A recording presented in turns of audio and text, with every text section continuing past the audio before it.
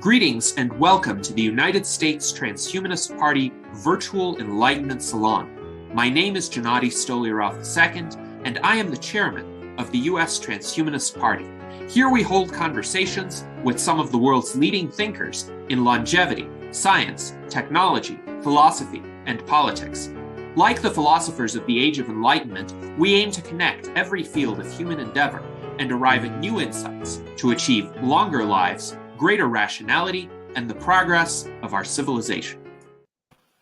Greetings and welcome to our Virtual Enlightenment Salon of March 13th, 2022. Today we have an important conversation with regard to the subject of decentralization of power. This is an extremely important topic to discuss considering the state of the world today and a lot of the depredations that have been brought about by excessively centralized institutions, especially in the realm of politics and geopolitics, but also in the realm of smaller scale human interactions, various organizations, or what we see on social media with algorithmic censorship. So to discuss these issues, we have a distinguished panel of U.S. Transhumanist Party officers, including our Director of Visual Art, Art Ramon Garcia, our Legislative Director, Jason Geringer, our Director of Energy Issues, John Karatz, and our Director of Longevity Outreach, Ben Ballweg. And our special guest today is Lincoln Cannon. Lincoln is a technologist and philosopher and a leading advocate of Mormon Transhumanism. Lincoln is a founder of the Mormon Transhumanist Association and the Christian Transhumanist Association, whose leadership we previously hosted on our virtual Enlightenment salons when we had Carl Youngblood of the Mormon Transhumanist Association, as well as Micah Redding of the Christian Transhumanist Association. These are the world's largest advocacy networks for the ethical use of technology and religion to enhance human abilities. Lincoln is also a veteran in the business of technology. He has worked for large enterprises, including Ancestry, Merit Medical, Novell, Symantec, and WordPerfect. He has worked at startups, including Discerner and the World Table, and he has worked with investment firms, including the OS Fund. He is presently CEO at Thrivous, the human enhancement company. Lincoln received formal education in business and the humanities. He holds an MBA and graduated top tier from the Marriott School of Business.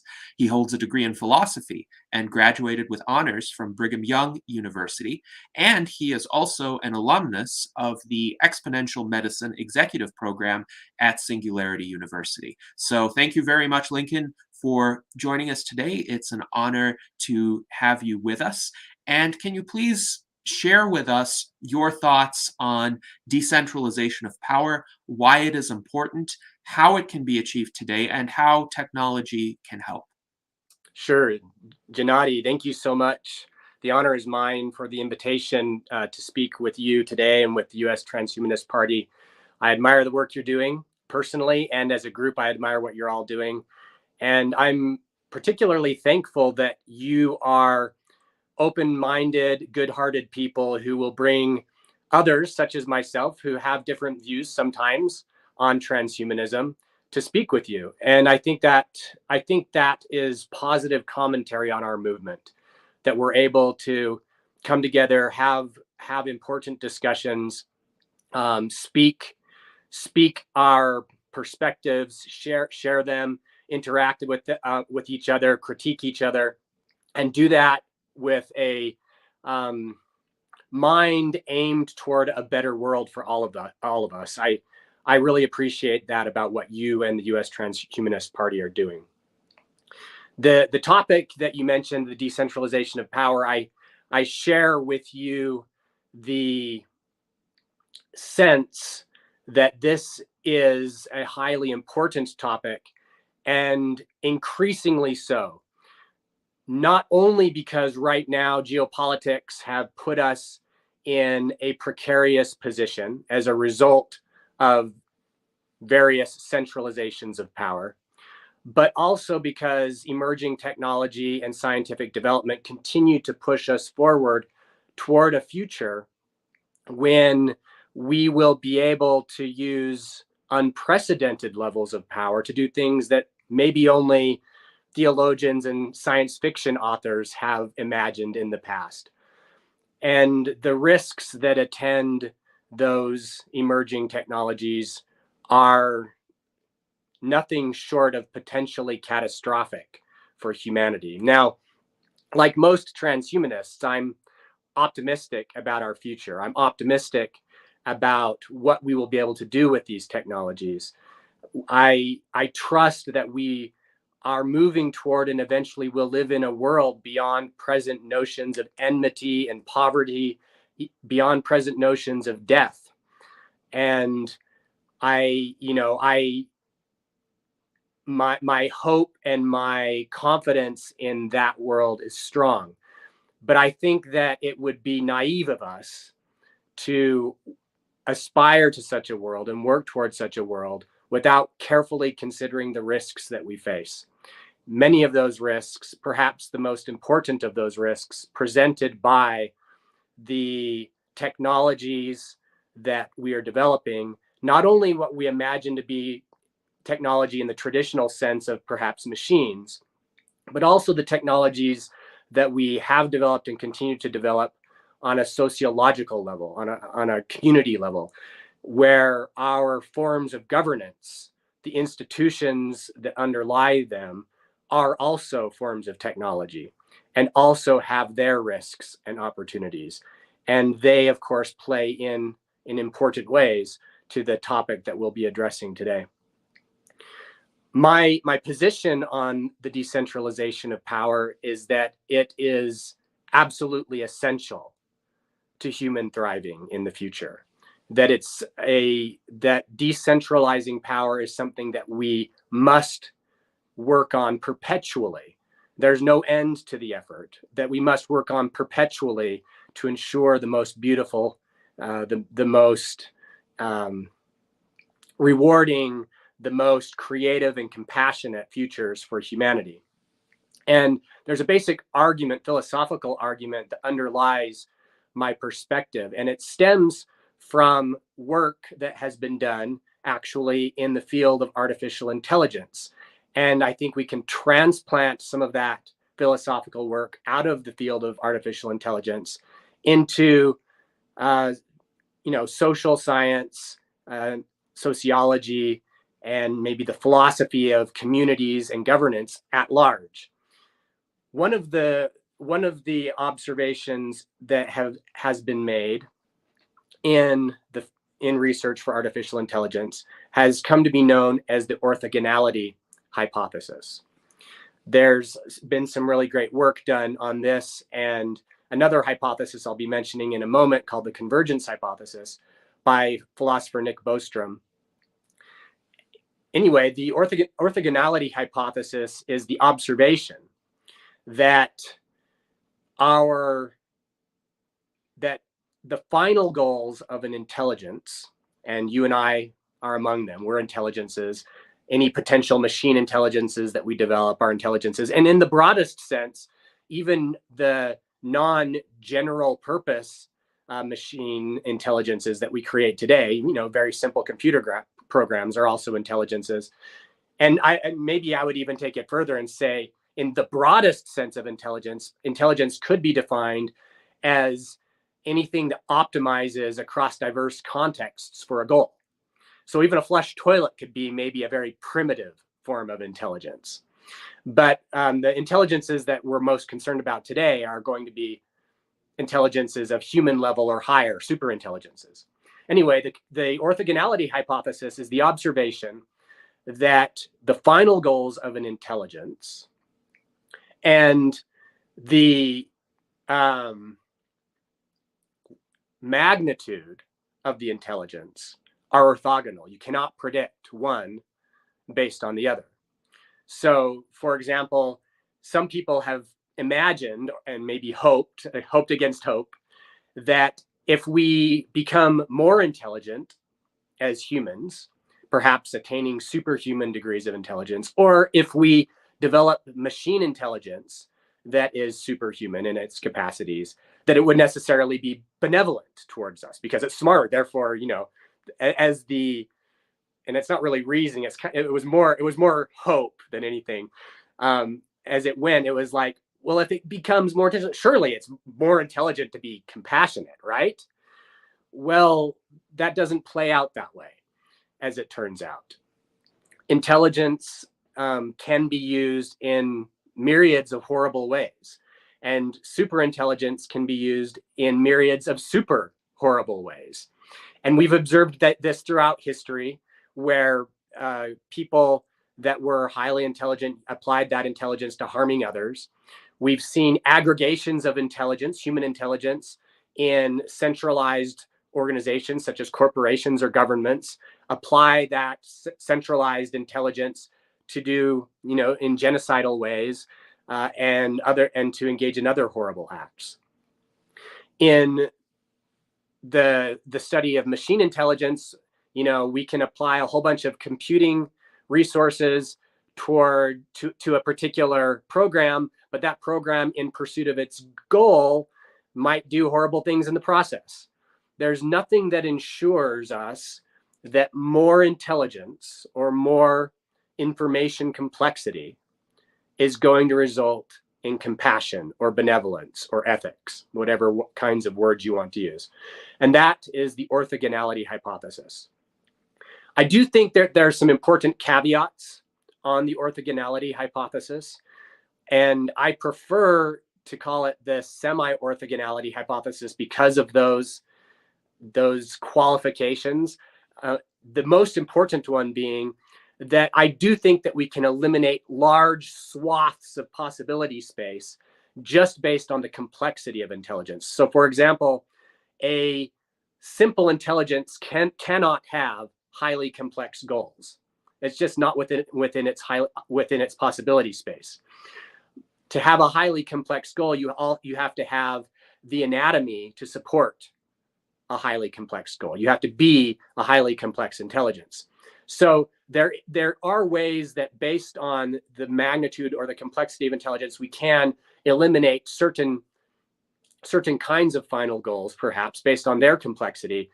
But for all practical purposes, especially when we start talking about human level intelligence and super intelligence, for all practical purposes, final goals and level of intelligence are essentially orthogonal. We cannot predict one based on the other for all practical purposes. That's the orthogonality hypothesis. And as you might imagine, that presents some serious risks. That makes intelligence, and especially accumulations of intelligence, superintelligence, highly risky. Not because it necessarily will do bad things, but because it could do bad things, very bad things. So that's the practical upshot of the orthogonality hypothesis, is that intelligence is risky. It presents opportunities, but it's also very risky. That leads us to the second of the hypotheses from artificial intelligence research that I think we can apply to intelligence in general, whether it's AI or human intelligence or aggregations of human intelligence into corporations and governments. And that's called the convergence hypothesis. And the convergence hypothesis is the observation that no matter how intelligent different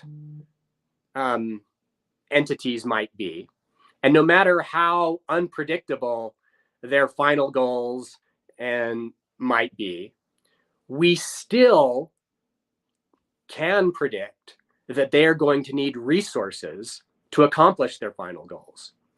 And so there will be a convergence of instrumental goals around the acquisition and maintenance of resources, and also around the maintenance of their ability to pursue their goal by using those resources.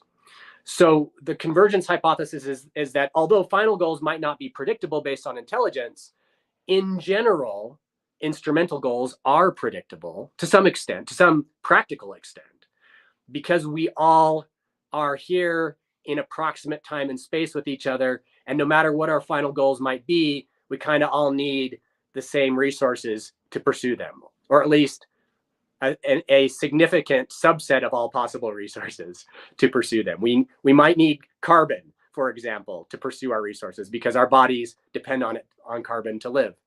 And we might need various forms of energy input to continue to pursue our goals. And as it turns out, all of the computing machines that we know of require energy inputs as well. And I can't imagine that any ever won't require energy inputs.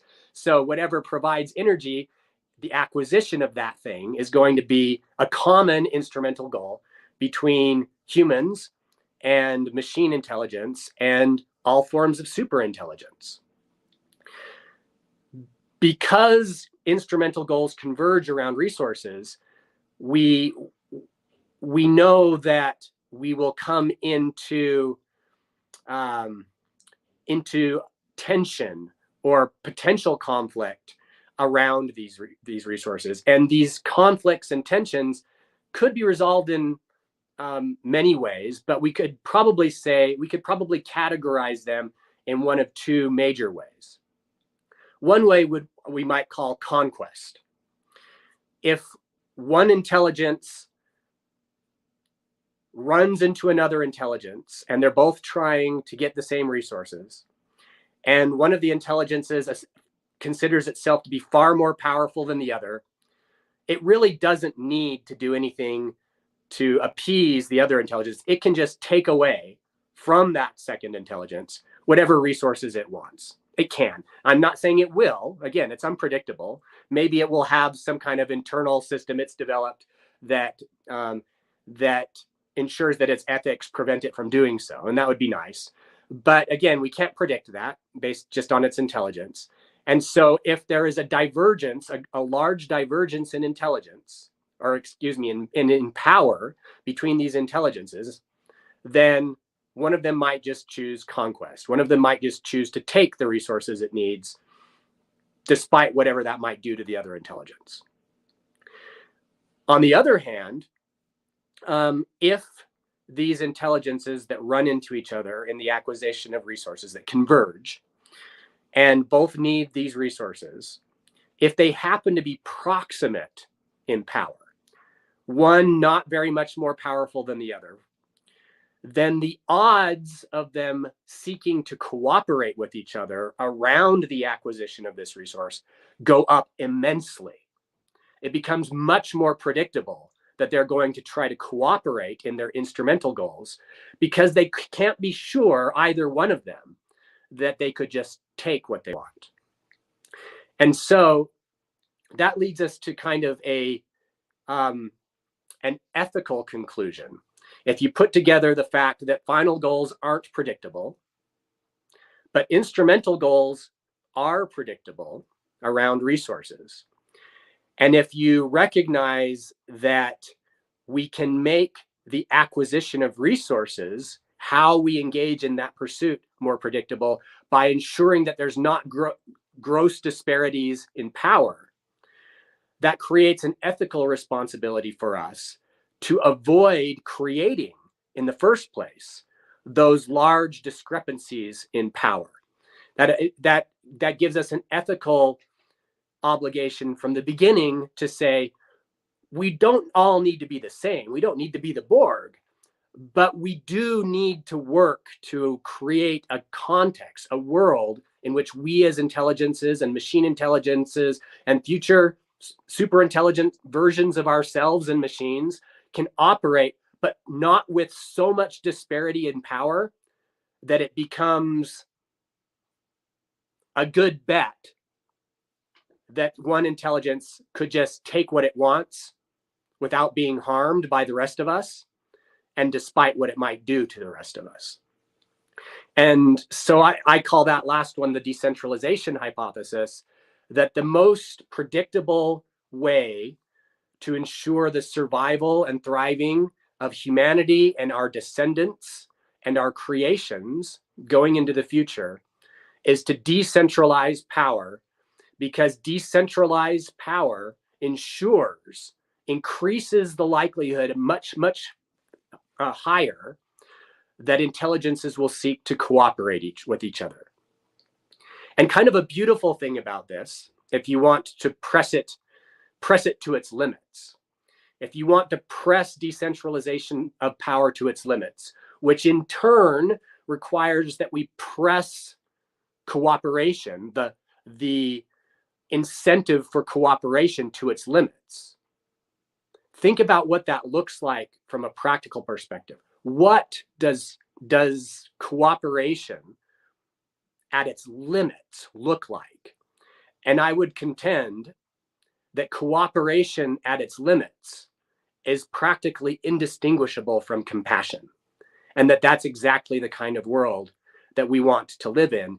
And given the risks that we face, the gigantic risks we face with the levels of power that our technology may give us, that nothing short of the limits of compassion, the limits of cooperation that are practically indistinguishable from compassion, nothing short of that will be required for our survival and thriving going into the future.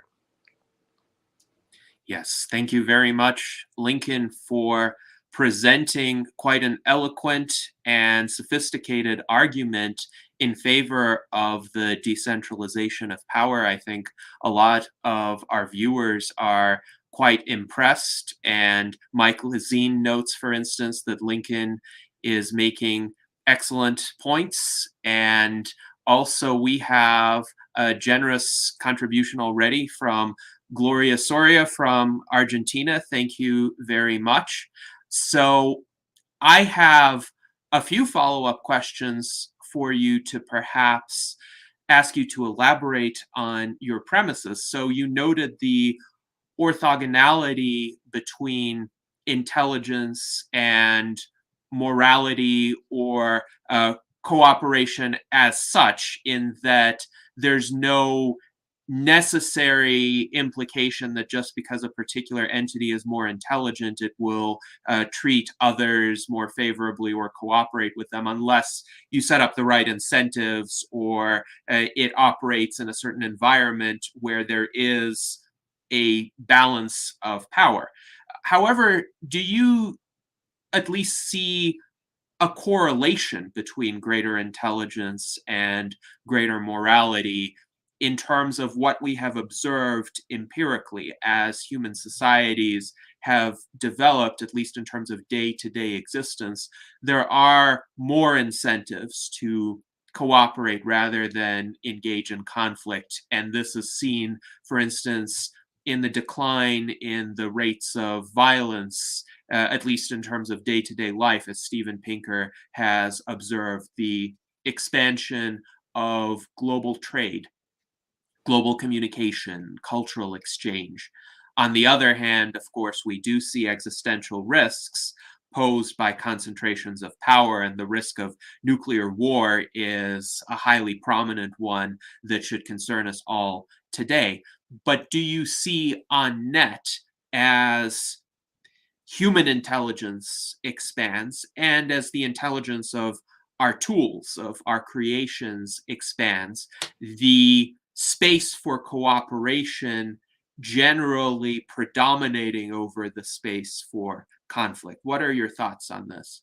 Yeah, I share your high esteem for Steven Pinker's work. I like what he's done, and I think that he's right, that the trajectory of history and has been towards decreasing violence at the scale of millennia, centuries, even decades on the whole. There have, of course, been various divergences from a perfect linear trend or exponential trend or whatever kind of trend it might be.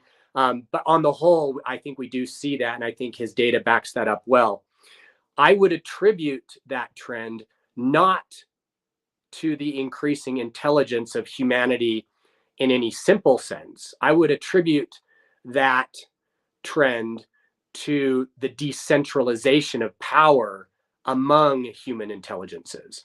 Not only have we seen humanity increasing in intelligence, and by intelligence, of course, here I'm meaning all of the artifacts of human culture that we've created to make ourselves more intelligent collectively, but we've also seen an ongoing trend of decentralization. One of the most stark examples of that, of course, is the emergence of democracy, which was enabled by multiple technologies. One, of course, was just the technology of the idea itself. Ideas are technologies in maybe the broadest sense of the word technology. And the idea that a democracy could even be possible. And that was far more ancient in certain ways. The Greeks had some ideas around democracy and implemented some of them. But it took more than that to scale democracy. The idea wasn't enough. And one of the important technologies for scaling democracy was the printing press. And why was the printing press so important for scaling democracy? Well, the printing press decentralized knowledge in incredibly effective ways compared to everything that preceded it. And as a consequence, we shouldn't be too surprised to see that democracies started growing, scaling out, becoming more powerful, and at about the same time that these communications technologies, led by the printing press, and then others followed, the telegraph and such. And of course, the internet today enables us to communicate in very, totally unprecedented ways. All of these things are decentralizing technologies. So I would also then send our minds in another direction and ask ourselves, well, what would happen if instead of applying our rapidly improving technological power or rapidly increasing technological power, if we didn't apply it so much to decentralizing technologies, what if we started to apply it to centralizing technologies? For example, what if we intentionally tried to pursue a more Borg-like culture in the future? And some science fiction authors, of course, have explored these ideas, and the Borg being a great example. And some philosophers have explored them as well. There's this notion of a singleton, where a singleton could basically fold in all of the power of humanity in the future into itself. It may take away our ability to have much of what we might call agency or free will. And of course, there's philosophical arguments around how much we have of that in the first place. But kind of bracketing those, do we want to live in a world where we don't perceive ourselves the way we currently perceive ourselves? And of course, if we were to be in that world, we wouldn't know any different. We wouldn't, by definition, it would take away our aspirations to be as we are now. But given that we are as we are now, do we want to see humanity become like that? In my mind, that would actually prove to be the extinction of what we know of as humanity. I think something about our interdependence is essential to what we value about being human. And so I don't think it's just, again, to go back to your question, I don't think it's just a matter of technological change and increasing complexity and technological power that has gotten us where we are. I think we've made some really good choices historically. Now, we've made some bad ones too, of course, but I think we've made some important, really good choices that have enabled us to decentralize power and scale out our decentralized institutions better than ever before. But we're not done. I mean, I would suggest that the Republican, the Democratic Republic, the technology of the Democratic Republic that people in the United States know and love, right? That's what we live in, is a democratic republic. I would argue that it probably has reached its peak as far as its ability to promote human thriving, and that it's going to continue to need to evolve. Now, I'm not suggesting a revolution where we destroy I love the United States of America. That's not what I'm suggesting. But I'm saying we need to evolve. Some things need to change. We need new technologies that decentralize power yet further. And we need new ways of underpinning that effort with new institutions and new modes of thought, even, that help us achieve greater degrees of decentralization, because the risks of new technologies are increasing as well. And we have to mitigate those risks by further decentralizing and further mitigating the risk of centralizing those powers.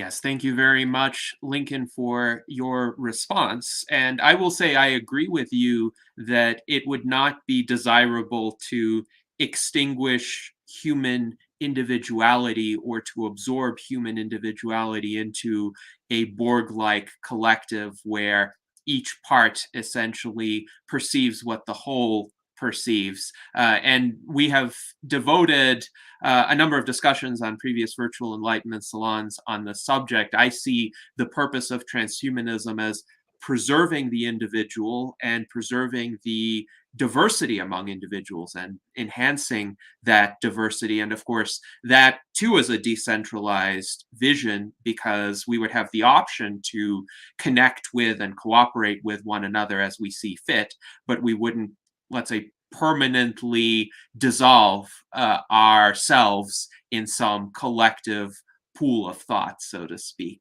But I wonder, as a follow up on my question of whether intelligence and morality are correlated, do you think that intelligence and power are strongly correlated, or are they also orthogonal in certain respects? As an example, one of the most brilliant people in history who has ever lived was Stephen Hawking. However, for the majority of his life, Stephen Hawking had ALS and he was paralyzed. And during most of his later years, he was only able to communicate by moving a single muscle in his lip. And of course, he had amazing technology for that time at his disposal, which enabled that act of communication to be translated into a voice and words that the rest of us could understand. So he could continue contributing his insights, but at the same time, he was exceptionally fragile. He had to have caretakers look after him all of the time. And if he didn't rely on this also fairly fragile technological infrastructure, he would have died much earlier. He would have died in his 20s or his 30s at the very latest. And on the other hand, we can think of situations throughout history when the most intelligent people, the most capable people, were not necessarily the most successful. Even if you look at, say, the Paleolithic era, let's say some of our ancestors in the Paleolithic era were more intellectually inclined. They were interested, for instance, in creating tools. They were interested in creating art. They could have been the cave painters. They could have been interested in finding out more about the world that surrounded them peacefully. They could have gone on various exploratory journeys. But then in their tribes or in neighboring tribes, there were these tough guys with clubs who didn't particularly think very hard, but who could hit the intellectuals over the head with their clubs. And that would be the end of the intellectuals. And I suspect one reason why progress was so painstakingly slow during most of human prehistory was because the balance of power between the intellectuals and the tough guys favored the tough guys so heavily. We can think of countries today where the tough guys are literally in power. In Russia, for instance, there's this term called siloviki. These are the strongmen. These are people who head the police apparatus, the military, the KGB, the FSB in Russia. And these people are very much in power. And the people who are the intellectuals, the people who are more interested in commerce or science, they're definitely low down the hierarchy of power. So they may criticize if they even get away with it, but they don't have the ability to alter the situation. So does it seem to you that there's a disconnect between intelligence and power that is very serious still in this world? And what can be done perhaps to better align the two in a way that reduces the dangers to individuals and to our species? Yeah, I think some of this goes back to how we define intelligence and how we define power. As you may recall, early on, I suggested that intelligence is well, I would say it's a subset of power. Intelligence is the power to achieve goals across diverse contexts. And so intelligence doesn't need to be conscious. It might all be if you're a panpsychist. I don't know. That's like another philosophical discussion entirely. But it need not be conscious to be intelligence. Intelligence is just power to achieve goals across diverse contexts. So it has to have a goal to be intelligent. And then at that point, you might look at, these Stone Age strong men and these Stone Age smart men, and look at the conflict that they were involved in, and try to figure out, well, where's the intelligence in that? Well, I would suggest that there's multiple kinds of intelligence at play. There's the intelligence of the brain itself, but there's also the intelligence of the body. Our body is filled with intelligence that isn't located in what we think of as being the theoretical or the analytical or the philosophical or the scientific. The body, the muscles, the cells, the bones, all of that, there's a great deal of intelligence just built into the system. Sometimes especially when we talk about non-human animals, but it's just as true about humans, we talk about instinct, right? They're acting on instinct. Well, instinct is an expression of intelligence. It's all goal-oriented. Mostly are based on survival, because of many generations of evolution that trained the system to perpetuate itself by behaving in certain ways. And so I would say, well, let's be careful, and let's not call the strong men of the Stone Age too stupid in the general sense. Their bodies were highly intelligent, the products of billions of years of evolution, magnificently so. But what they didn't have figured out yet is that the potential strength of the analytical part of their anatomy was just barely becoming recognizable. And then today, of course, because that aspect of human anatomy, of human intelligence, has begun to flourish. And I think it's just barely beginning to flourish, despite all the wonderful things that we see and observe and experience in our world today. It's just the beginning of our potential. But that is, that flowering of intelligence is another expression of human intelligence, which I think ultimately can be far more powerful, but innately wasn't, as you pointed out. It had to be developed more. So there's some strange complexities that arise because of the anatomy of intelligence, I suppose. And so what can we do then, to promote more of this flowering of human intelligence and make it, to magnify it even further, and to make it so that instinctual, maybe Stone Age kind of thug expressions of intelligence continue to dominate less and less, as we've observed historically? Well, I would suggest that the answer to that question is the same as what we've already been talking about. We need to create a context where we increase the probability of that happening. That's number one. The probability of that happening when we centralize power decreases dramatically, because once you have centralized power, all it takes is one thug to come along, misuse that centralized power because they get access to it, and humanity is gone or wiped back into history 1,000 years or whatever. Bad things happen. If you want to create a context that gives us the highest probability chance of continuing to flourish, that's through decentralization of power, because in a decentralized power context, we all become way more predictable. We become much more cooperative as we seek to achieve our instrumental goals in mutually beneficial ways. And I can give you a dollar bill, and I trust that you're going to give me the product that I bought back. If our power is too disparate, I can give you a dollar bill and you'll turn me into paper clips, to use the silly example from nanotech Grey Goose stuff, right? It doesn't care about a dollar bill. It just wants my carbon. So again, the answer to the question, how do we cultivate this? We start by creating a context that increases its probability, and that's a context of decentralized power.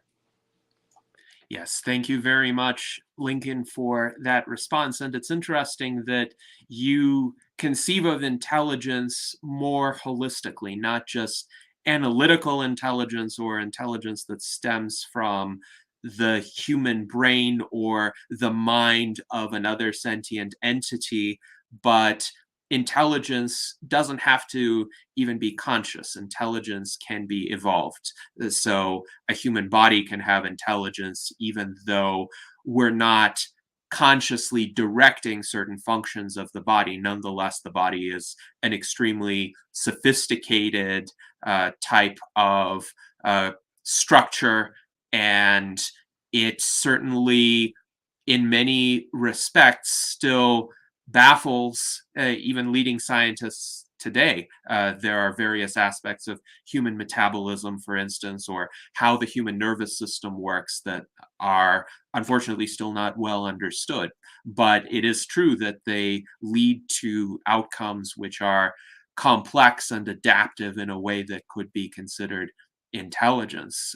So I appreciated that discussion from you. Also, I want to acknowledge Duke Nukem for his generous contribution. Now, if anybody remembers the 1990s and the Duke Nukem games, it is interesting, I will say, that we have Duke Nukem contributing to our discussion on intelligence, because I think that character is very relevant when we consider questions of intelligence and power. Now, Duke Nukem was on the good side. He is the protagonist of those games. He finds himself in a world surrounded by hostile aliens, and he has to fight his way out. But it's an interesting question to consider in terms of the role that that character would play in the dynamic between intelligence and power. I'll leave it at that. But also, we have an interesting comment from Dan Elton, who says that he agrees with Lincoln 100%. And he says, unfortunately, AI is becoming more centralized in large companies, since only large companies can afford the compute, so the computing power right now. And as an example, he gives GPT-3, which is a very advanced AI language, and people interacting with GPT-3 programs essentially sometimes do not distinguish between that and the dialogue that's generated by a human. Now, if you probe further, if you ask certain kinds of questions, or if you ask GPT-3 to make quantitative comparisons, then perhaps a different picture will emerge, and it may be possible to distinguish what is coming from GPT-3 versus what is coming from a human. Nonetheless, it is a significant advance. So in terms of centralization of AI development, Lincoln, do you see a risk in that? Do you think that there's a danger that AI may be taken down certain paths that it wouldn't be taken down had a more extensive and diverse but less individually well-resourced set of people contributed to the progress of AI? Yeah, I see huge risks in the centralization of AI. The tools that we're using to develop AI will be the tools that we use to develop both artificial, excuse me, artificial and symbiotic superintelligence. And what I mean by symbiotic is that the time will come when some of us will choose to enhance our bodies and brains in ways that will make us much more intelligent than we are now. And we'll do that by applying tools that most likely are developed as part of what's currently known as AI research. So AI won't just remain artificial. It will integrate with the biological. It will become part of who we are. And so I foresee there being both biological, symbiotic and artificial machine intelligences, super intelligences in the future.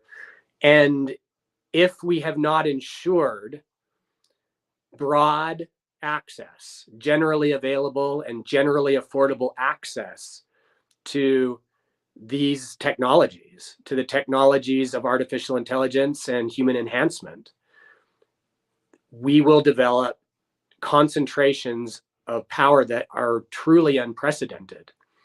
And maybe we'll get lucky, right? Maybe we'll get lucky. One of those concentrations of power will be this magical unicorn that happens to love everybody just cuz.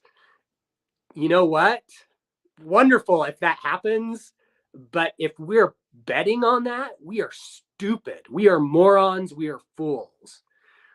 We cannot bet on the future of humanity on luck, that something will just happen to be nice to us. Maybe we'll end up having to just cross our fingers because maybe it will be out of our power. But so long as we have power, so long as we have influence, so long as we have resources, so long as we can do anything at all about this, we need to work toward ensuring that access to these technologies are generally available and affordable. In other words, that they're decentralized. Open source, that's a great movement. Other more recent changes in technology, the most important of which is probably blockchain technologies. Those are important ways forward. And there will be other things, but we have to take advantage of the power we have now to ensure that we don't just relinquish it all into the hands of luck in the future, because the day after the unicorn, we will have a basilisk, and it will be ugly. Indeed, that is a concern, and we are already starting to see abuses of AI when there are large centralized entities deploying AI in certain contexts where the results are detrimental, for instance, to freedom of expression or the ability of people to carry on interesting conversations. And this, I think, is a good bridge into an experience that you've had, Lincoln, with algorithmic censorship, because there was an example of Facebook using a narrow AI system in the wake of the most unfortunate January 6th riot, where Facebook became all of a sudden hypersensitive and began to ban people with no explanation, just delete their accounts. And many of these people were at a loss as to why this banning took place. We've spoken before with Jim Rutt about his experience, where his account had also been deleted for several weeks. And our director of scholarship, Dan Elton, had his account deleted as well and then reinstated.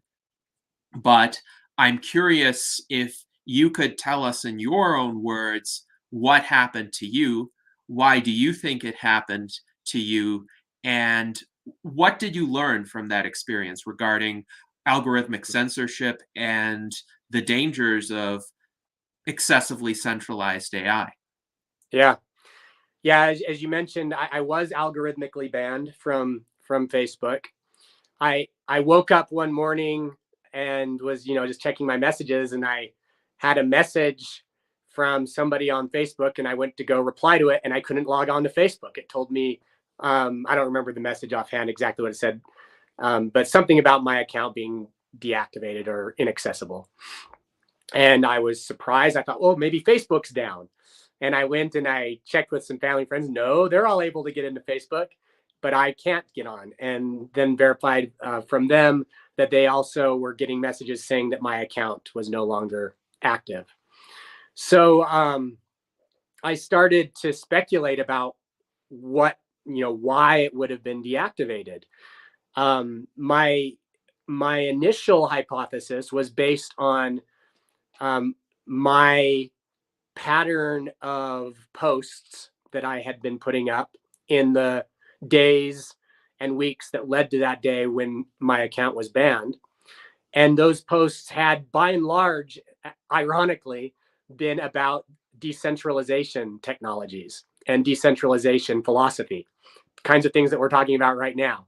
And so because I had been writing about those things so much, I thought, I wonder if somehow the Facebook algorithm went into self-preservation mode because I actually had been explicitly critical of Facebook for being too centralized. And of course, that wasn't new. I honestly, I've never liked Facebook. I use Facebook because I kind of have to for the kinds of things I care about, for engaging in social interactions and discussions. And so many people are there. I mean, you know, if I didn't use Facebook, I would be in a lot of ways disenfranchised, I suppose would be the word that comes to mind. Anyway, that was my hypothesis, is that because I had been critical of Facebook and advocating decentralized alternatives, that somehow I got caught in a self-preservation algorithm and it just booted me. So I started trying to contact, I'm in a fortunate situation compared to a lot of people. I have lots of friends in the technology industry. So I was reaching out and was able to get in contact with some people inside of Facebook. And they started doing some digging for me. And it was hard, actually.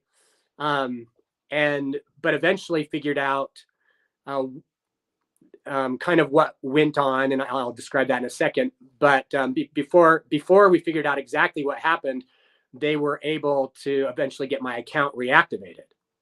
And from what I understand, that entailed some people vouching for me or something like that, that they knew me and that I apparently not trying to destroy the world or something. I don't know. Anyway, once we got the account reactivated, I followed up with them and I told them, listen, I've published an article saying what Facebook did to me and my speculations about why, but I don't really know. I'd love to confirm and either change what I wrote or expand on what I wrote if it's helpful. I mean, I don't want to misportray what happened. And so they did more research to help me out. And as it turns out, what ended up happening was that I was a member, an inactive. I think I actually had been added by a friend to a group years ago that I had never participated in, but I was a member of it. And they had made me an admin of the group. And the algorithm had gone through checking for all of the groups on Facebook where anybody was mentioning certain keywords related to QAnon. And they shut down all of those groups. And they banned all of the admins of all of those groups. And because I was a completely inactive admin of a group that mentioned a keyword related to QAnon, I got caught in the dragnet and my account was banned. So that was what ended up really being the cause. It wasn't the nature of my own posts. It was the nature of my relationships on Facebook. And so, you know, reflecting back on this, one of the things that comes to mind is something that I already knew, but that I just kind of accepted as a risk. And that is Facebook is a highly centralized organization that can take away everything that I put into it anytime it wants. And it did. And let me tell you, even though I don't like Facebook, the feeling I had when they took away my access to 15 years or whatever it is of interactions with other people through their system was really violating. It did not feel good. It made me angry. And that's still a risk. And so, you know, I regularly, and before this, I already engaged in this practice. I regularly back up what I can from Facebook, which isn't everything. But that's something I've never liked. I liked the world before Facebook when we all had our own blogs and we would comment on each other's blogs. It was much more decentralized, but it was harder for a lot of people. It required more technical skills of a lot of people. And so I understand why things like Facebook caught on and became much more popular than the old way of doing things. Another lesson, though, that comes to mind is that, you know, we have this problem And there are good practical reasons why Facebook has been successful. Maybe what we need to do is work on improving the usability of decentralized technologies so that people like my mother don't have to choose between the two. I want to communicate with my mother in social situations on the internet. She can't do that in a lot of platforms that are just too hard to use. She can do that on Facebook. My grandparents are still alive and they can do that through a Facebook portal in their home. And that is a beautiful thing, right? I love the fact that right now I can hit a button on my phone and it will flash a screen in my grandparents' room, and they'll just press one button and we're talking to each other face to face. And they live up in Washington State. I live here in Utah. And I love that, but the downside is that it's relying on this centralized platform that could take that away from us anytime that it whimsically chooses to, for any reason, really. There's no recourse. I got lucky. I just happen to know. What about people who don't have those relationships? They just lose it. And so the big takeaway for me from this is that and I hope all of you, to the extent I can persuade you, should be supporting and or working on new technologies for communicating with each other, new social networking technologies that take away the centralized power, that make it so we don't have to go through the Facebook gatekeepers. Now, some people get really afraid when they think of this and say, well, what about all the misinformation? If we don't have this centralized gatekeeper to nanny us or to police us, then all kinds of bad things will happen. And well, let me first of all say bad things are still happening with the centralized gatekeeper, A. But B, who says that there can't be regulation in a decentralized system?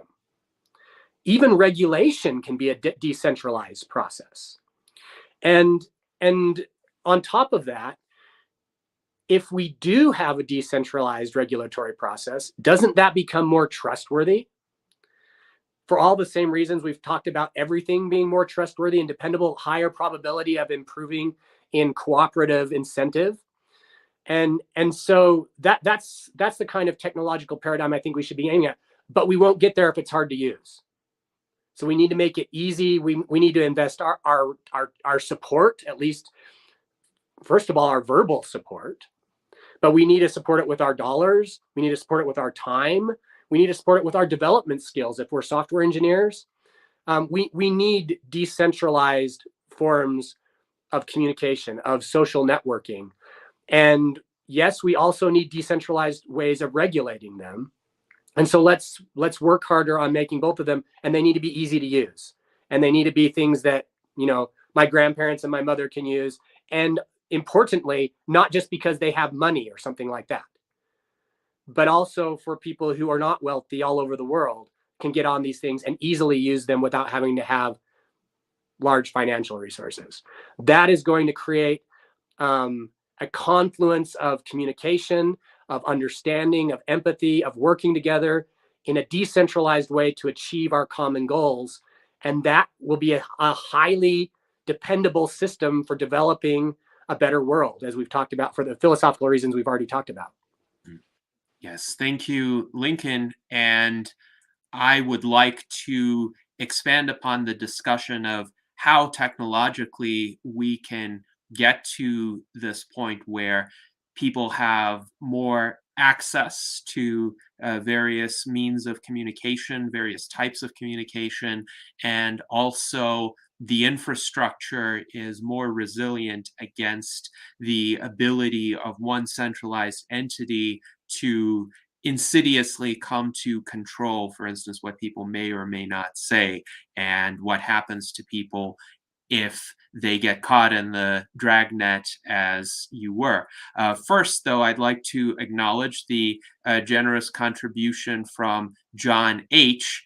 And now here I do disagree with John's statement about what he doesn't have to say, because I think he had some great comments in our chat. He wrote, for instance, force will be an issue as long as the thinkers are susceptible to serious damage or death from the club bearers. So that's worth considering as well. How do we insulate ourselves from those who would resort to essentially crude physical force to resolve their disagreements, whereas those of us who prefer the analytical forms of intelligence would favor methods such as persuasion or cooperation or technological innovation.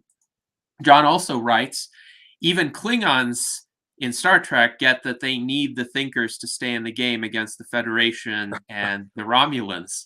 So point well taken there. But in terms of decentralized social networks or decentralized methods of communication, I agree with you, Lincoln, that the pre-Facebook world, the pre-social media world was better. The world of the early internet gave me great reason for hope and optimism about the intellectual future of the human species, because here was all of this access to information, but of course people had to be actively engaged with it. They had to go out to various blogs and publications and news sites and encyclopedias and forums and essentially critically think about the information that they encountered. It wasn't fed to them in some sort of algorithmically customized manner that suited their pre-existing demonstrated preferences, but could have kept them insulated from other content that might have given them a different perspective. And also, of course, you're correct that a greater technical skill set was required to engage with that earlier internet. But in some ways, that was also a selection mechanism so that the people who didn't have those technical skills couldn't just essentially spout random uninformed comments or amplify misinformation. So that technical set of de facto requirements actually served to create a space where the discussions could be more intelligent as well.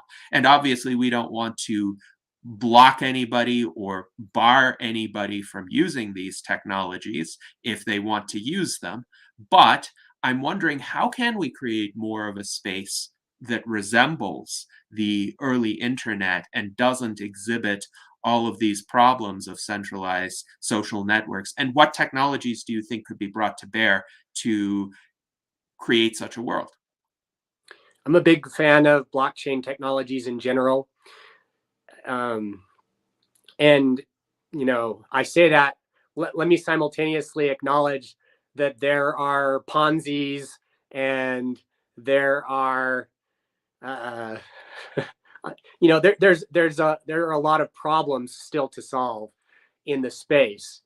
But that doesn't mean that there's not also a lot of good things happening. And this is always true of emerging technology. You go back and you look at the beginning of the internet, there were a lot of really stupid things happening at the beginning of the internet too.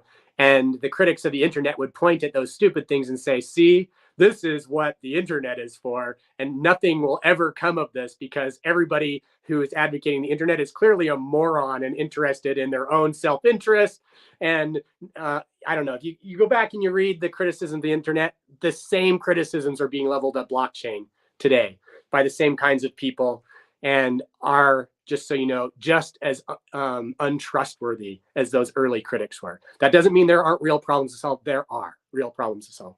Anyway, blockchain technology.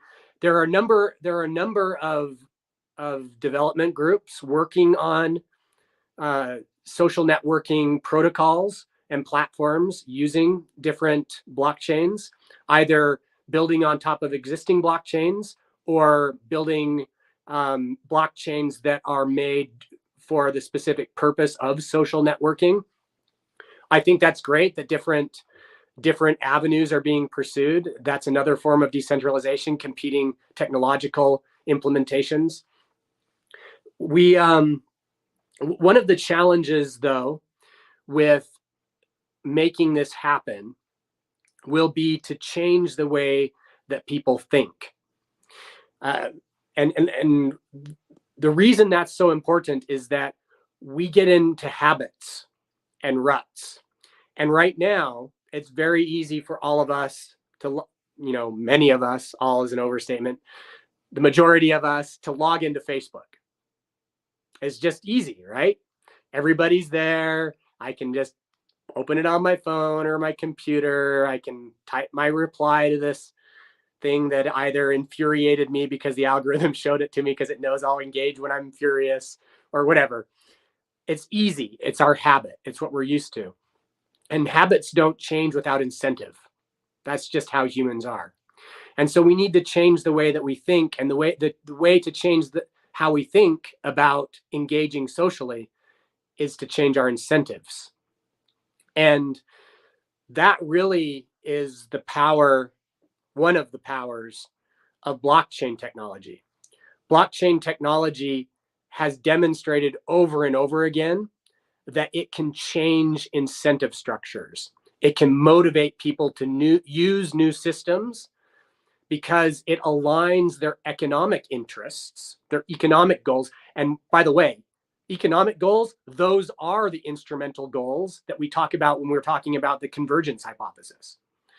Economic goals are the way that we cooperate with each other. They are the things that align us towards greater cooperation, no matter what our final goals are. I can use $1 to go buy a plane ticket to visit my grandparents. You can use that same dollar to buy a book, a book from your favorite author on Amazon or whatever, right? So by aligning our economic interests, by changing our economic incentives, by giving us ways of amassing economic power that we can use to pursue our final goals, blockchain technology is pulling people in. It's giving us a reason to do it. And when we have economic changes, economic incentives in place, it gives us incentive to rethink things. It gives us incentive to change our habits, to open up our minds to new possibilities because we have incentive to do so. It's amazing what a little bit of economic incentive will do.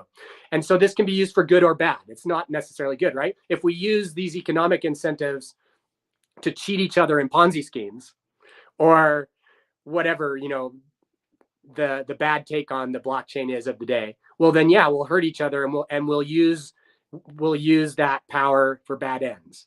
But we have the choice also to use the power of shifting economic incentives to refocus our minds at good things too. So as we use the blockchain to create social networks, I think we should recognize it's already demonstrably have the power to get our attention, to get people's attention, to get them using it because it gives them economic incentive to do so. But then we still have ethical deliberation to engage in. We have questions to answer about how best to do this so that we don't perpetuate maybe some of the manipulative ways that social networks have engaged with us historically. And I'm optimistic that we can, solve those problems too. And it would be interesting, and this is something that I don't know if anybody's really working on yet, but it would be interesting going forward to explore how do we then develop decentralized regulatory systems, decentralized arbiters of ethics,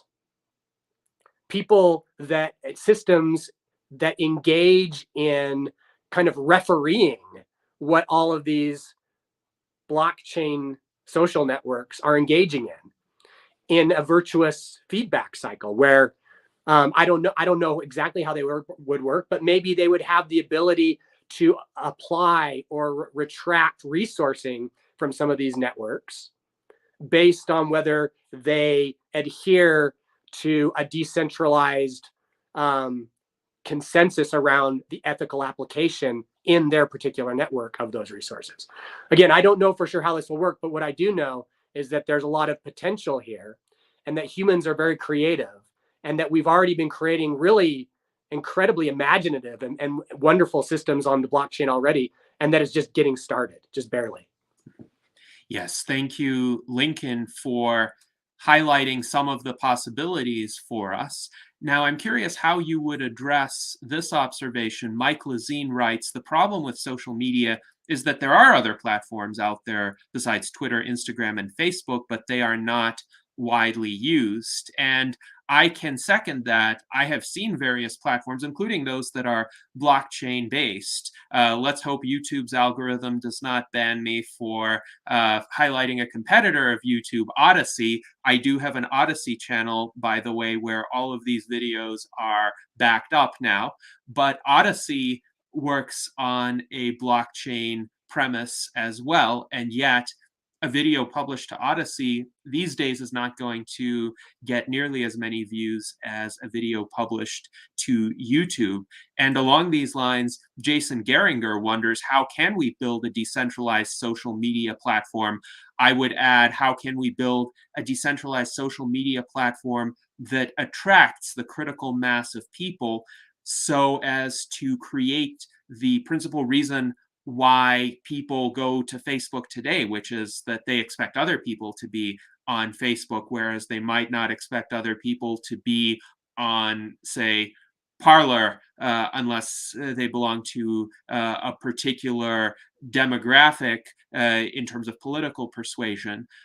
And it seems to me one possibility in this regard would be not to have a single platform that is just another competitor to Facebook de facto, but to have some meta level aggregator, not meta as in the company, but meta in terms of being a layer above all the social networks. So let's say you have a single platform that somehow runs in a decentralized manner, so it's not controlled by a given corporation, but where you can get all of your communications in one place. So any messages, posts, etc., that you wish to interact with on Facebook, but also anything from Twitter, anything from Odyssey, anything from Parler, anything from any number, maybe tens of social networks that you might have an account on. And you, through this higher meta layer, are able to engage with them in the exact same way, and your response then feeds back into the original platform, into Facebook or Twitter or whatever alternatives that you're using, so that for you it's a seamless experience. Because I think right now people are still finding it a bit cumbersome to manage tens of different accounts of various social networks. So that kind of aggregator could be the replacement for logging into Facebook directly and looking at one's Facebook feed. And it could also be independent from all of the individual social networks. Do you think this could be achieved through decentralized technologies? Possibly so. I don't think, however, to be honest, that aggregation will be sufficient. The reason I don't think it will be is that there's been a lot of effort already put into such such systems historically. And we actually were closer to having viable aggregators for social media 10 years ago than we are probably today. And the reason is that the centralized powers, the Facebooks of the world, shut down a lot of the APIs and other means of accessing their systems that the aggregators were using to make the aggregation systems really effective. And it became harder and harder to run these aggregation systems. They were broken with increasing frequency, and people stopped using them. And so whether we implement these an aggregation social network on historical, Web 2 technological platforms, or whether we put it on Web 3 blockchain platforms, I don't think that makes much of a difference, because I think it's actually the paradigm that's kind of problematic. The centralized social networking powers have the power. So probably what we need to do, if we're going to achieve decentralized social networking, is come up with a way to incentivize people to actually change to a natively decentralized social network. And I don't know who will crack the nut, so to speak, on how to make that incentive really go wild and get out to lots of people and get critical mass. But I really think that's what needs to happen. But it probably won't happen until the usability of such a system is much better than anything I've so far seen among decentralized social networking efforts. And simultaneously kind of doubles down on the economic incentives of making a switch, which is a strength of blockchain. So I think that will be pretty achievable. So probably usability will be a big deal. And then once the usability is really good, targeting lots and lots of people with economic incentive to switch. Yes, thank you, Lincoln. And along these lines, Jason wonders, would there be a way where we all own our own profile pages? For instance, if the information on one's page is in not necessarily a blockchain wallet, but on some sort of blockchain that is under the user's control and that no centralized entity can take away. And maybe even that information could be migrated to various social networks that do allow the APIs or other interfaces to make it happen. Yeah, that's technically feasible today. In fact, there are companies that have created blockchain-based profiles that you can use.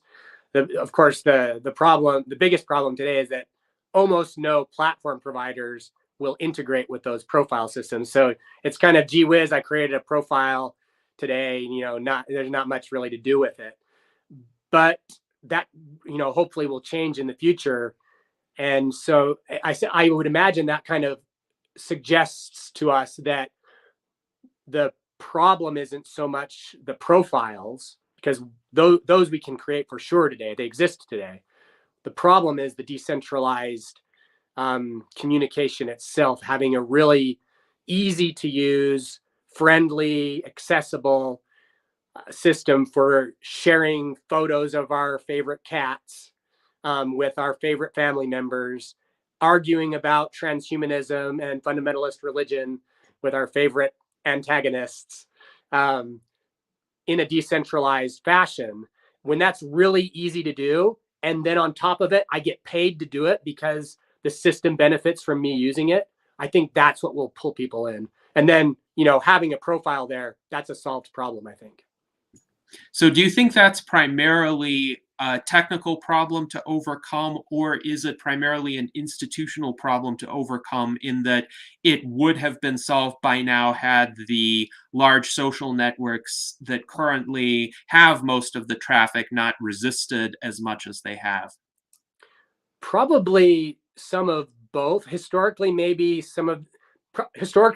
more resistance from the centralized powers, but today there's been so much capital put into blockchain networks. There is more than enough money floating around blockchain networks, and more than enough blockchain software engineers to be working on this problem. And many are. There are teams of people working on decentralized social networks. I think the real problem at this point is achieving a really highly usable system, one that feels easy to use, one that's inviting to look at, one that doesn't require that my mom even know what Bitcoin or Ethereum or blockchain are. Nobody should have to know these things. It needs to be super easy to use, super good looking, and at the same time provide an incentive. And so I just think that at this point, the biggest hurdles are technological and not disincentives from the centralized powers, although historically that may have been what maybe slowed it down. Mm-hmm. All right, thank you, Lincoln. And I'm wondering, Jason, if you have any follow-up questions or comments on this subject. I remember Ben Goertzel and the guy from Cardano had a discussion talking about all this about Ben Goertzel had this algorithm that he made that he gave to this guy. Well, I don't know if he gave it, but Anton Kolonin, and then he's got this AI gents it's just like it tracks your social network. It can also track like, hierarchy, like who's your friend, but also probably, above you. And so yeah, there's all this technology here. We just need somebody to do it for us, because I sure don't know how to do it. I need to learn how to do some more programming, that's for sure. But well, yeah, I mean, that's one avenue is for you to learn how to do more programming, and if you have that desire, by all means, it's a great profession, of course. But at the same time, human civilization and what we aspire to live in, the more beautiful world we want, will depend on artists and politicians and business people and teachers and myriads, police officers, whatever, myriads of other professions as well. None of these is more important than another for the kind of world that we want to live in. And when it comes to developing decentralized social networks, writing the code is not at all, of course, the only important part. There are project managers, there are investors, there are ethicists, there are all kinds. There's the users themselves, the creative people who put something worth even looking at on these networks. Social networking is, in many ways, a way for humanity to express itself to each other more fully than we ever could before. So it really does take all of our skill sets to build this out. If you want to be a software engineer, awesome. But there's a lot of other ways you can contribute too.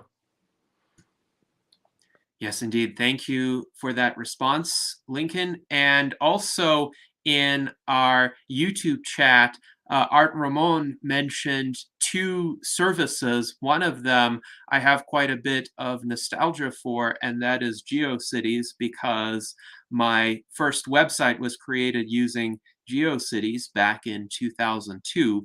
And it was so unfortunate when Yahoo, a large centralized corporation, acquired GeoCities and essentially destroyed and then discontinued it, because any acquisition of Yahoo is like the kiss of death, essentially. A few years after Yahoo acquires any sort of promising startup or platform, Yahoo, through mismanagement, runs it into the ground and then shuts it down, because Yahoo destroys whatever was unique and distinctive and attractive about that service. So this happened with GeoCities, and GeoCities was a principal reason why the early internet was as vibrant and robust and interesting as it was, because it was a fairly low-tech way for people to create their own websites and publish their own content. And yes, you had to have a geocities.com link, but during the early 2000s, people didn't really mind that as much. And as a result, there was just a lot of grassroots engagement. Art Ramon also mentioned a service called Flipboard, and I'm wondering, Art Ramon, if you'd like to elaborate on that. Yeah, I think Flipboard used to be sort of an aggregator, so you could aggregate from other social media platforms, and I believe it was on tablets. I know I had it on a device, and I haven't heard from it in a very long time, so I assume they're defunct or close to it. But I did want to sort of elaborate on decentralized power. I think one of the problems that we have is that humans are just biologically programmed to sort of alpha worship, and that's how you have these club-bearing populists who come to power. And you see it in politics like Trump, and business like Steve Jobs, and religion like the Pope. So I think what we might have is a unicorn, sort of a philosopher king that might be Elon Musk. So I'm hoping Elon Musk can be sort of that philosopher king, because he's working on artificial intelligence for the self-driving cars, which eventually is going to lead to AI traffic lights, and eventually the elimination of those traffic lights. And I think if he keeps pushing, he could start doing AI trash service and other city services and eventually replace like the city council. So AI slowly moving from, the municipal local area. And, he's already building the infrastructure for that symbiosis. I mean, he's creating Starlink, which is the mesh, the global mesh that could become the infrastructure for a hive mind. And he's of course doing Neuralink. So maybe with that Neuralink, we could sort of override that biological programming to alpha worship, and then maybe we could start going decentralized. So do you think, Elon Musk has a chance of anyway being at the forefront, of decentralization with the technologies he's working on, which I see as infrastructure for decentralization and a hive mind? Yeah, what an insightful and important observation. Alpha worship and its risks. And unfortunately, those risks very often turn out to have tangible, negative, very negative consequences in so many ways. And this, of course, gets back to the philosophical argument that I shared right at the beginning. Alphas are, by definition, a concentration of power. And alphas, when they have that concentrated power, there's nothing guaranteeing that they'll use that power ethically. They're not constrained as much as the rest of us with the need to cooperate. And so they can use that power in ways of conquest, in oppressive ways, in ways to do whatever the hell they want, despite how it affects the rest of us. And the reason I think that this observation that you've made is so important is that we create a world, we create a future based on what we worship. And if you're not a religious person, you can use some other word for worship there. You can use the word hope. You can use the word emulate. You can use, if you trust that someday there will be superintelligence and you have an imagination of what that superintelligence might be like, the fact that you're imagining superintelligence in such a way and aspiring to somehow make that come to pass, introduce it into the world, or become such yourself, has practical consequences here and now in the way that you interact with people around you. And those interactions have consequences in the way that communities form and the world is shaped. Our theologies, our gods, going back thousands of years, whether or not you think those gods exist out there, they have existed in our hearts and minds so powerfully that they've created the world that we live in through our actions, through our aspirations to worship them in the ways that we have believed are right or wrong. And when we have imagined horrible gods, oppressive gods, terrifying gods, what have we done? We have acted in horrible, terrible, oppressive ways to appease those gods. When we have imagined and worshiped compassionate gods that want the world to be a beautiful place, what have we done? We've acted like those compassionate, world and life-affirming gods and made the world a better place. Our gods and our imaginations of superintelligence shape the world. I wish I could emphasize that even more. Your imagination of superintelligence, your faith in God, if you're a religious person, is shaping the world. And if you are worshiping an evil God, or if you are worshiping an evil superintelligence that would oppress the rest of us for whatever its value system is, then you're making the world a worse place as a consequence. And so now take this one step further, a little bit more nuanced, because sometimes we think, oh, I'm not worshiping an evil God. I'm not worshiping an evil superintelligence. I'm not aspiring to develop an evil superintelligence. I want the superintelligence that I create to solve all of our problems for us. But to do that, I have to give it all the power in the world. But think about what you're saying when you say that. If you create a superintelligence that has all power, it will destroy the world, I bet. But you don't know for sure. You can say it's going to make the world a better place, but that's a gamble. When you centralize all of that power into a superintelligence, it's a gamble. How does this apply to religion? How does this apply to God? If you are worshiping a God that wants to raise itself above all of the rest of us,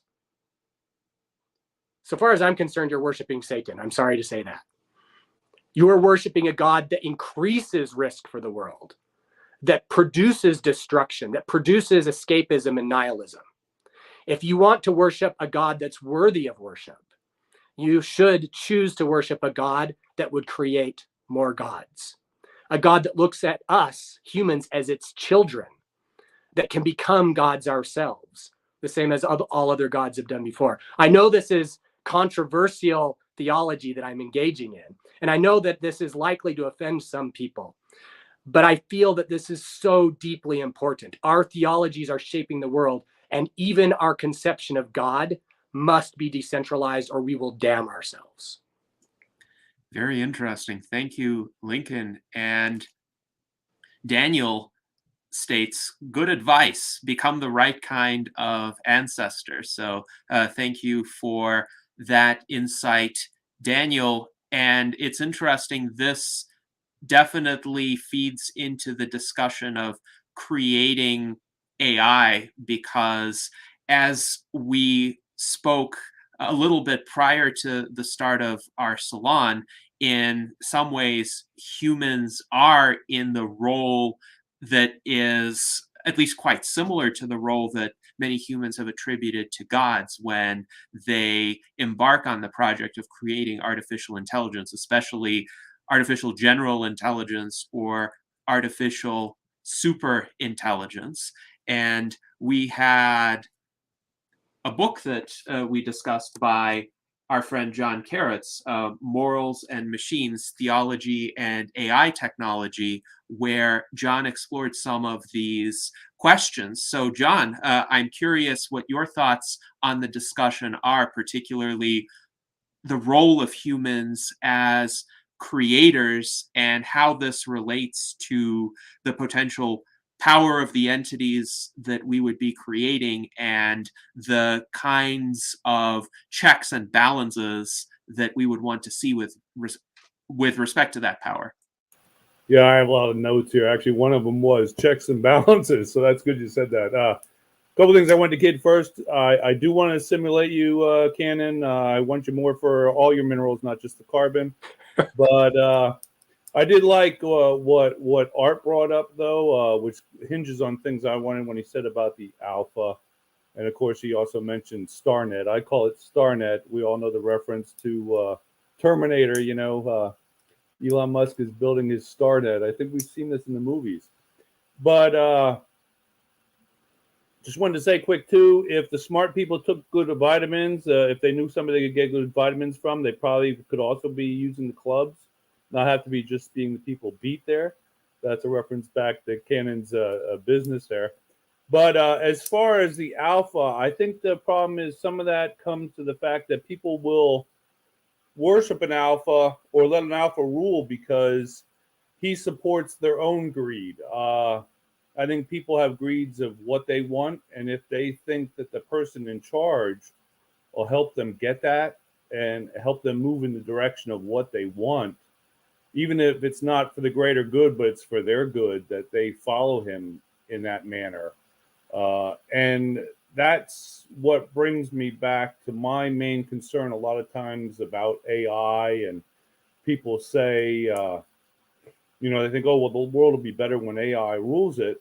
And I always worry, well, man is creating the AI right now. And also I worry about the fact that some of our shortcomings might not just because we're biological. Some of our shortcomings might be an issue of intelligence to begin with. It was mentioned earlier about, if you have all the power and you want to make a deal for something somebody else has that is of lesser power, you don't care because you take it over. But I think sometimes greed and maybe what we look at is racism and nationalism and some of that stuff that we see humans do and have always done through history. Once AI becomes intelligent, it might be a trait that is part of the intelligence, as in its own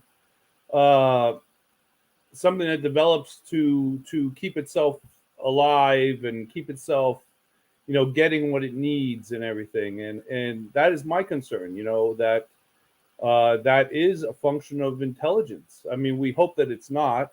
I mean, we mentioned unicorns here too, and I have to admit, some of us here already are kind of unicorns ourselves already, because we care about things about everybody and how things are turned out. But is that how man on the whole thinks, or is man on the whole kind of greedy and self-centered and want things for themselves? I mean, I hate to say that and be mean about it, and we talk about decentralizing, but sometimes the way governments are built on top of each other with checks and balances, and like our country having the states, well, there's a difference, as I say, difference between states and commonwealths, where commonwealths, the communities have power that, to make certain rules over how states are and stuff, where we have smaller bodies that have the ability within the law to make certain laws, and then the higher government controls other things, and how you try to have a layer of government that controls things. And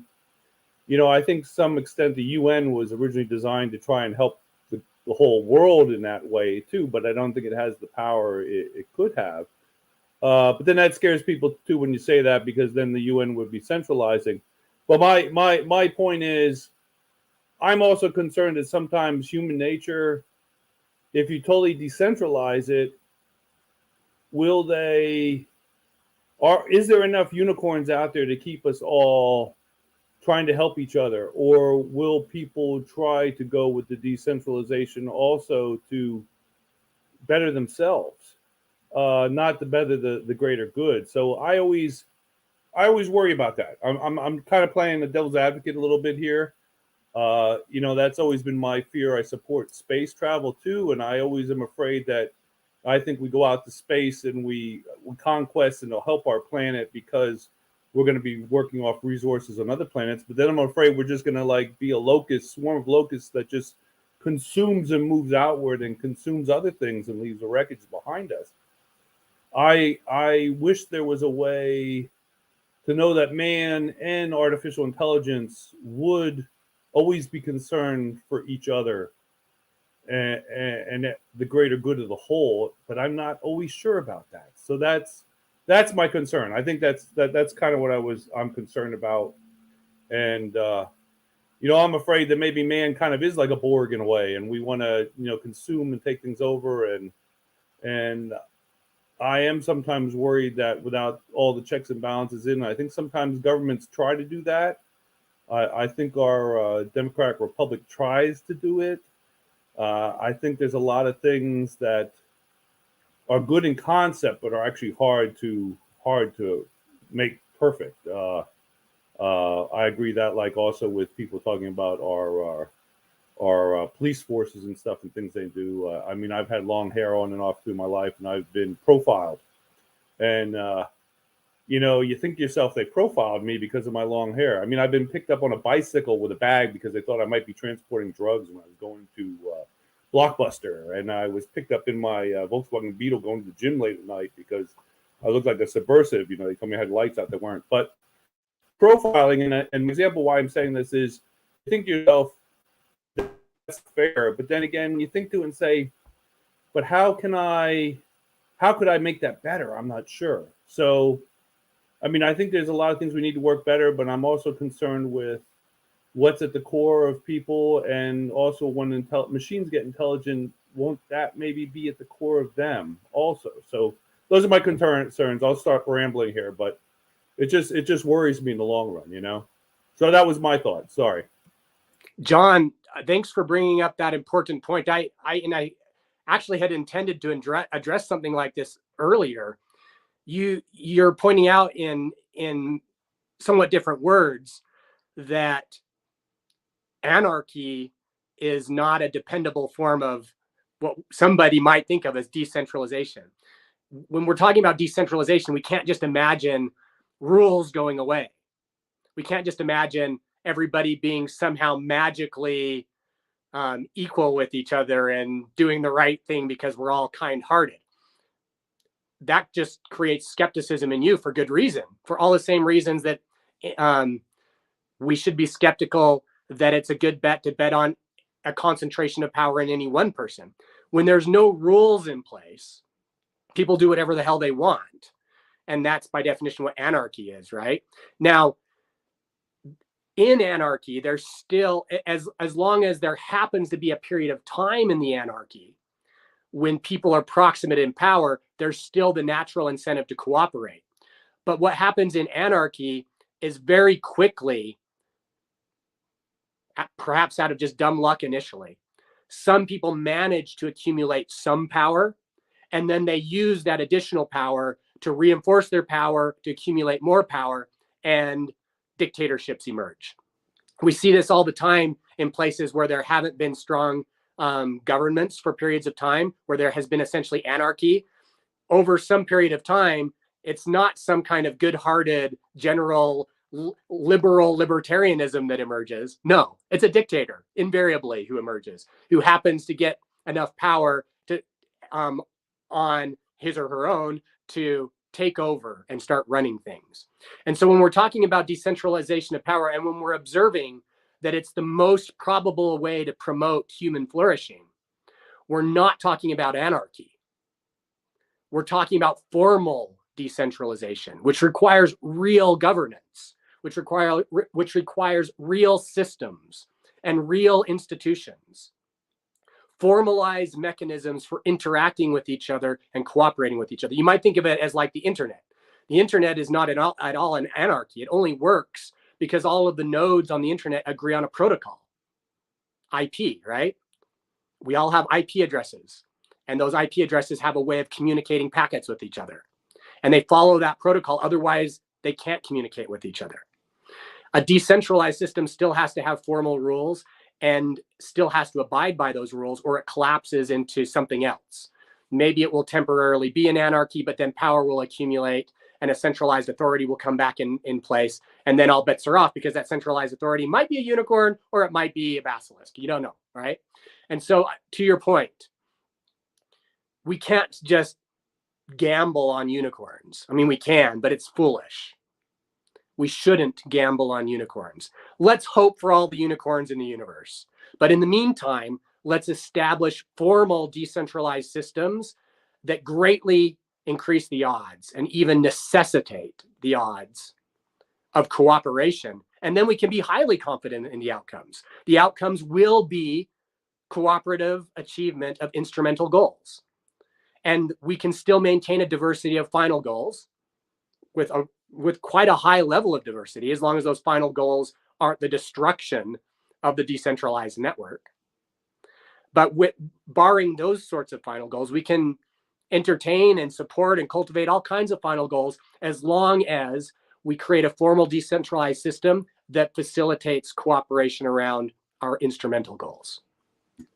Yes, thank you, Lincoln. And it's interesting that when you were speaking about anarchy devolving into dictatorship, John H. pointed out that alphas take over in those kinds of situations.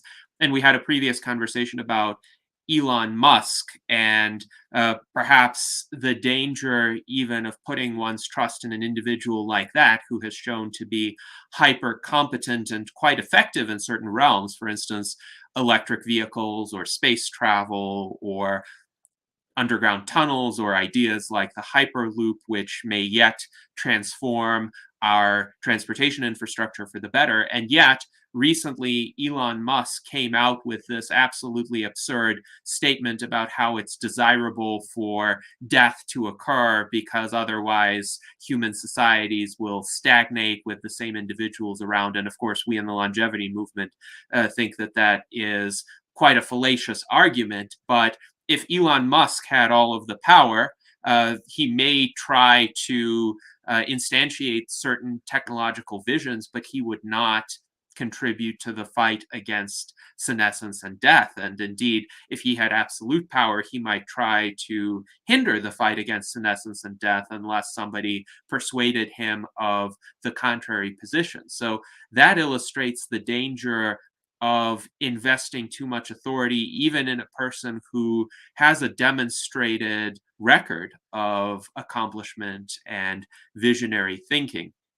There was also an interesting comment in this regard from S in our YouTube chat, who stated, with regard to an alpha type personality, though that's not exactly a scientific term, but we'll use it, an alpha type personality being invested in power. That's what happened with Putin. Everyone liked him in Russia, at least in the early 2000s, because he came across as a competent leader and the only leader in ages they were not ashamed of. And yet, because he was invested with such a large degree of power, because he was ultimately able to consolidate power to the exclusion of any critics or dissenters or figures who could have formed countervailing blocs, Russia and the entirety of the world, indeed, became vulnerable to Putin's personal idiosyncrasies.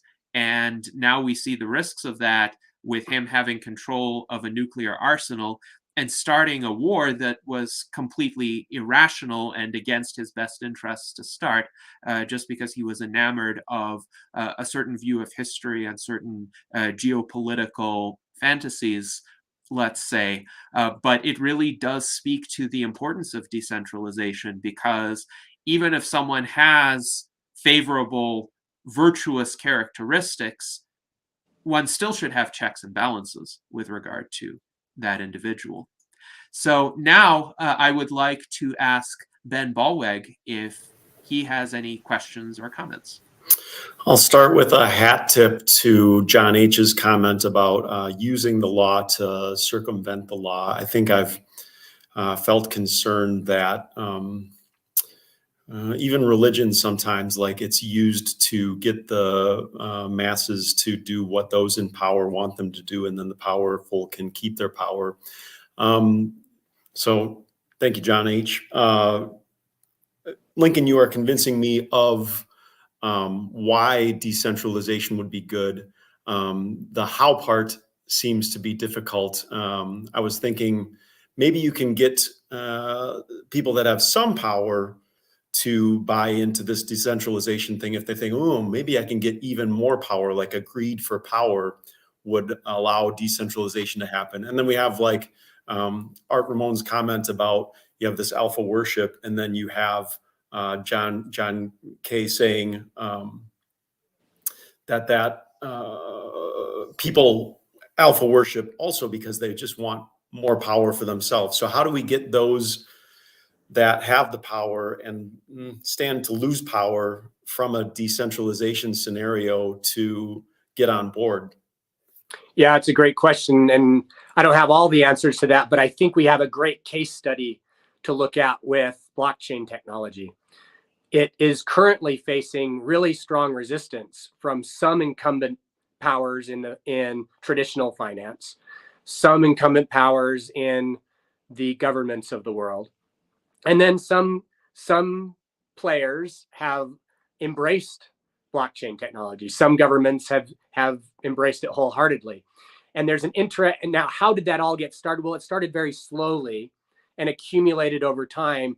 And it would be really intriguing to look at the sociocultural dynamics that led us to the point where we are now. But I mainly want to comment on where we are now with this in relation to your question, because what we see now is something that's a little bit, there's some, we can apply some game theory to it. As more nation states and as more,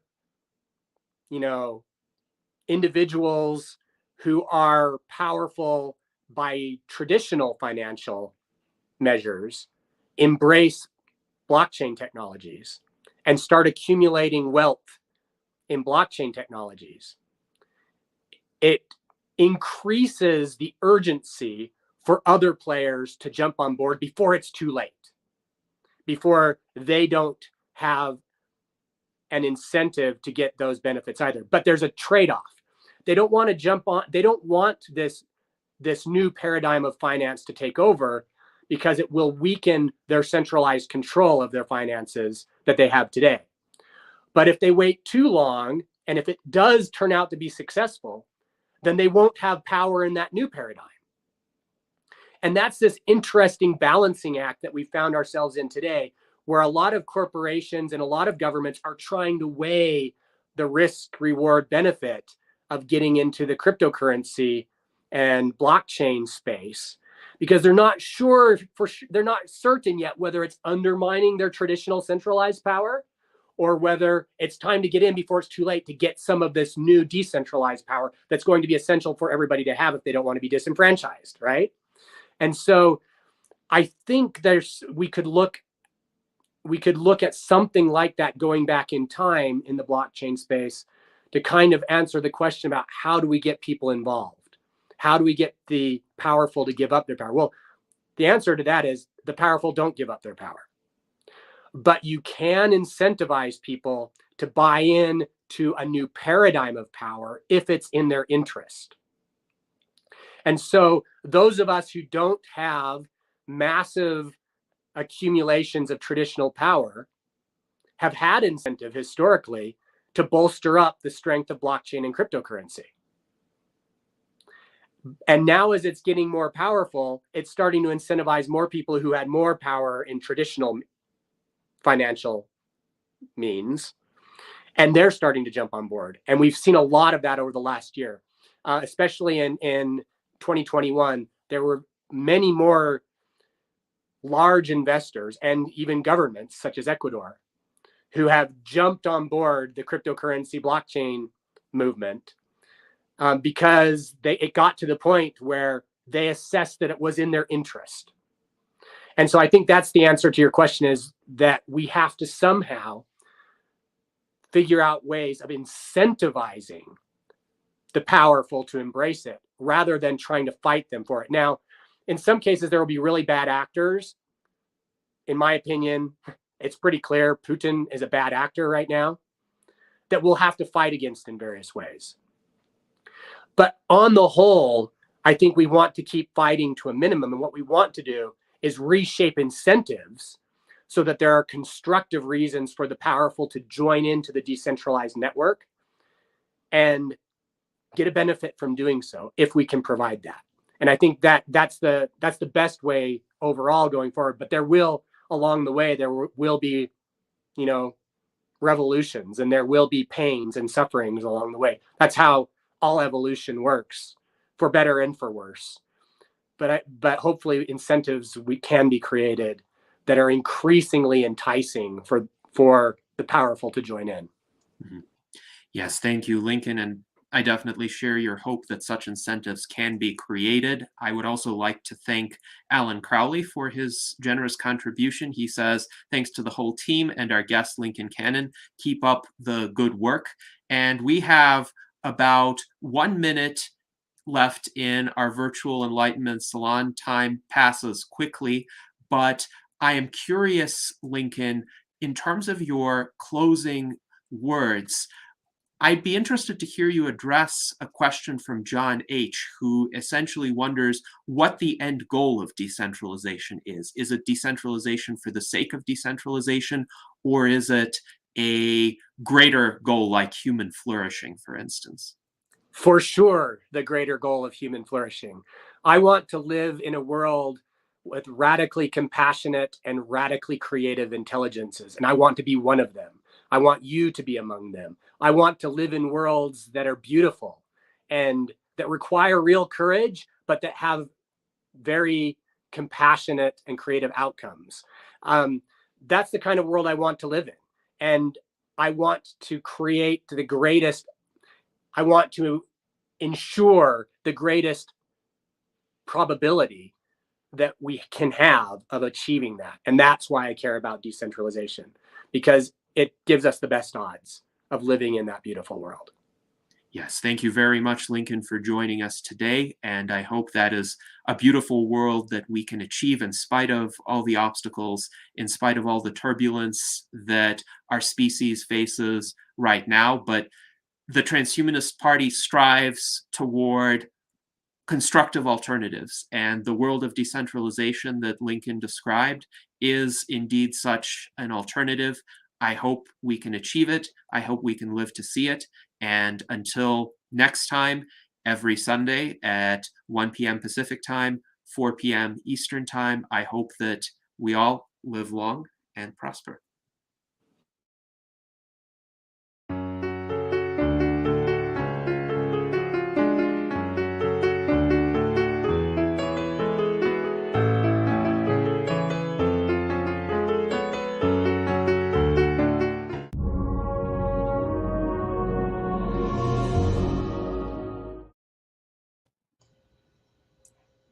All right. Thank you all for attending. I think that was a good salon. Yes, time flies. Time flies. It felt like this conversation, at least subjectively, transpired more quickly than some of the prior salons, but I think it was just quite engaging in that regard. I felt like I was being the devil's advocate there, but I always don't. I like the idea, and I just always don't trust people. And like he said, I didn't think it would be just believe there'd be no laws, but you can't trust the people being the lawmakers either. I mean, with their own concerns, and that's the problems we have in this world as it is. And it's just we're not all just as friendly as we, as we'd like us to be. And I think sometimes the people, our views here, you are kind of, we all have views of wanting to help people and stuff, and sometimes